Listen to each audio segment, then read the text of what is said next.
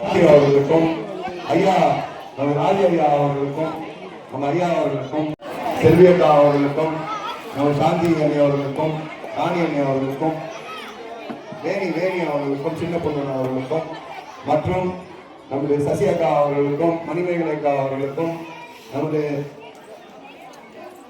தம்பி நாட்டுக்கும் உயிருக்கும் கேடு நாட்டுக்கும் உயிருக்கும் கேடு போதையில் பாதை மாறாதே போதையில் பாதை மாறாதே போதையில் பாதை மாறாதே போதையில் பாதை மாறாதே போதையில் பாதை மாறாதே போதையில் பாதை மாறாதே போதையில் பாதை மாறாதே போதையில் பாதை மாறாதே போதையில் பாதை மாறாதே போதையில் பாதை மாறாதே குடிப்பழக்கம் நாட்டுக்கும் உயிருக்கும் கேடு குடிப்பழக்கம் நாட்டுக்கும் உயிருக்கும் கேடு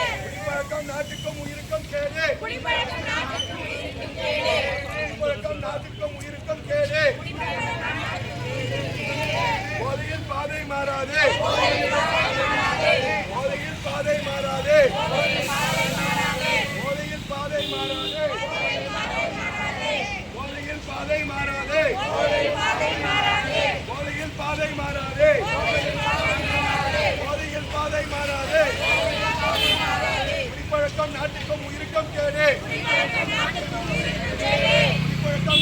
உயிருக்கும் கேடு குடிப்பழக்கம் நாட்டுக்கும் உயிருக்கும் கேடு குடிப்பழக்கம் நாட்டுக்கும் உயிருக்கும் கேடு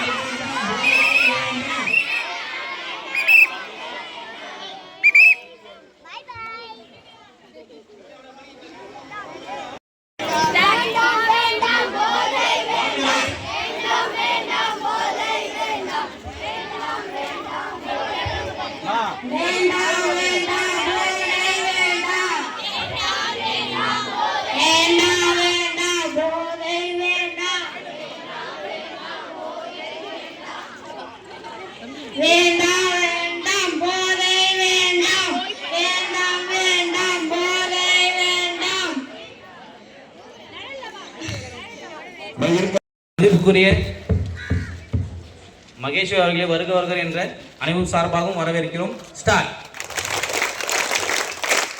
Once again. Once again. Again. Once again. Again. Once again. Once again.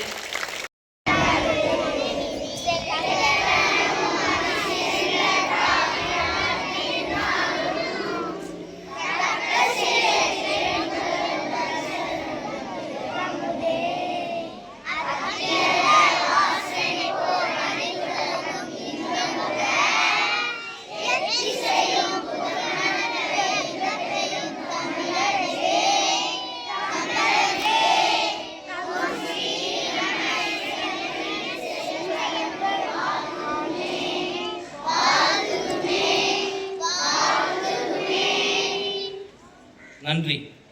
இதை உட்காந்துக்கலாம்.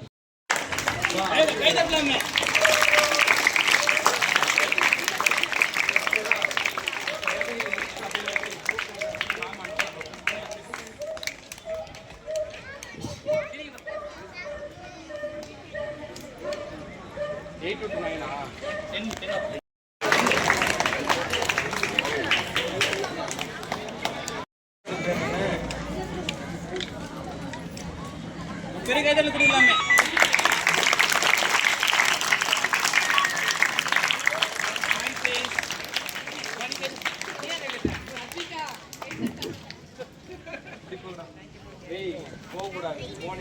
மாணவ கண்மணிகள், பெற்றோர் மற்றும் இப்பயிற்சியை சிறப்பாக கொடுத்த ஆசிரியர் பெருமக்கள், இந்த கோடை விடுமுறையை மிகச் சிறப்பாக பயன்படுத்தி கொடுத்த மேடம் அவங்களுக்கும் உங்கள் அனைவருக்கும் முதற்கண் எனது காலை வணக்கத்தை தெரிவித்துக் கொள்கிறேன். இதை பார்க்கும்போது ரொம்ப சந்தோஷமாக இருக்குது. நம்மளும் நம்முடைய குழந்தை பருவத்தை மிஸ் பண்ணிட்டோமே நினச்சி வருத்தப்படுறோம். ஏன்னா எங்களுக்கெல்லாம் இந்த மாதிரி சிலம்பம் பயிற்சி, இந்த மாதிரி போட்டிகள், நீச்சல் பயிற்சி அந்த மாதிரிலாம் கொடுத்தது கிடையாது. ஏன்னா கண்டிப்பாக நாங்களும் ஏதோ ஒரு கிராமத்தில் அப்பா அம்மா கூலி வேலைக்கு போயிட்டு வந்துட்டு எலிமெண்ட்ரி ஸ்கூலில் படித்தோம். அந்த எலிமெண்ட்ரி ஸ்கூலில் படிச்சுட்டு இருக்கும்போது டீச்சர்ஸ் 1 to 5th வரைக்கும் இருப்பாங்க. அந்த ஸ்கூலில் பஸ்ஸே இல்லாத ஊரில் தான் நாங்களாம் படித்து வந்திருக்கோம். ஸோ எனக்கு இந்த வேலைக்கு வர்றதுக்கு ஒரு முக்கியமான சின்ன விஷயம், இன்னொரு டைம் மீட்டிங்கில் நான் நிறைய உங்கள்கிட்ட பேசுகிறேன், எக்ஸ்பீரியன்ஸை நான் பகிர்ந்துக்கிறேன். ஸ்போர்ட்ஸ் அப்படிங்கிறது நம்முடைய வாழ்வை அடுத்த நிலைக்கு கொண்டு போகிற ஒரு உன்னதமான ஒரு பயிற்சி. ஸோ மாணவர்கள் சும்மா உட்காந்துருக்கும்போது தங்களுடைய கவனத்தை சிதறடிக்கும். அதே சமயத்தில் ஒரு ஸ்போர்ட்ஸ் ஸ்டூடெண்ட்டோ இல்லை ஏதாவது ஒரு பயிற்சியில் இருக்கிறவங்க நிச்சயமாக அவங்களோட கவனம் முழுவதும் எதில் இருக்கும், அந்த பயிற்சி வகுப்புலையும் நம்ம இந்த ஸ்போர்ட்ஸில் அடுத்த லெவலுக்கு எப்படி போகிறது அப்படிங்கிற எண்ணத்துலையும் படிப்புலேயும் தான் கவனம் இருக்கும். ஸோ நம்மளுடைய கவனத்தை சிதற விடாமல் ஒரு பயிற்சியில் நம்ம இருந்தோம் அப்படின்னு சொன்னால் நம்முடைய அடுத்த நிலைக்கு கொண்டு போகும்.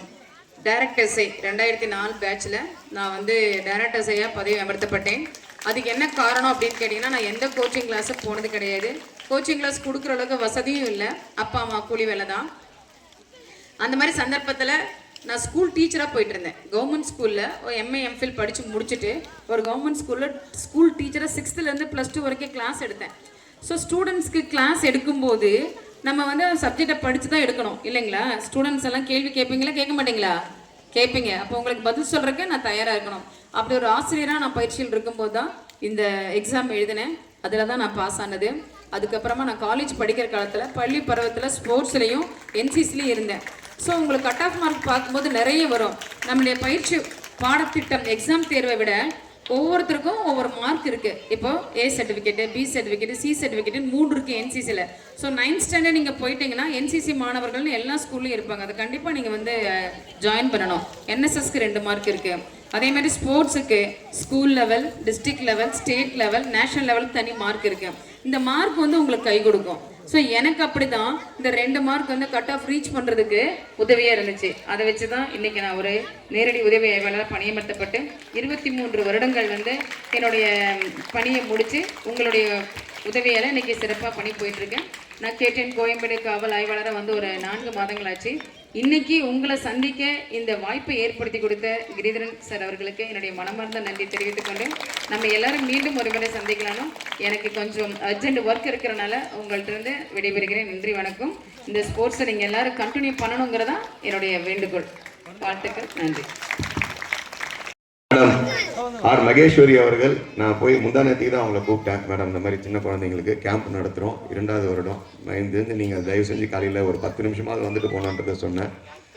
அவங்களுடைய பணி சுமையில் இங்கே வந்ததுக்கு ரொம்ப நன்றி. 148வது வட்ட மக்கள் சார்பாகவும் இந்த கேம்பில் கலந்துக்கிட்ட குழந்தைகள் சார்பாகவும் மாஸ்டர் சார்பாகவும் நம்ம பெற்றோர்கள் சார்பாகவும் மேடமுக்கு நன்றி தெரிவிச்சுக்கிறேன். இப்போ மேடம் மாதிரி யார் யாரெல்லாம் பெரிய அதிகாரி ஆகுங்க கை தூக்குங்க. அவ்வளோதானா? மற்றவங்களும் ஆக மாட்டீங்களா? கண்டிப்பாக மேடமை இன்ஸ்பயர் பண்ணி நம்ம எல்லாரும் நீங்களும் உங்கள் வாழ்க்கையில் ஒரு பெரிய அதிகாரி ஆகி நம்ம மக்களுக்கு சேவை செய்யணுன்றது தான் எங்களோட எண்ணம். மேடமுக்கு ரொம்ப நன்றி. மீண்டும் மேடம் நம்ம திருப்பி இன்னொரு சந்தத்தில் கண்டிப்பாக நம்மளை ஊக்குவிக்கிற மாதிரி பல விஷயங்களை சொல்லுவாங்க. நன்றி நன்றி நன்றி நன்றி.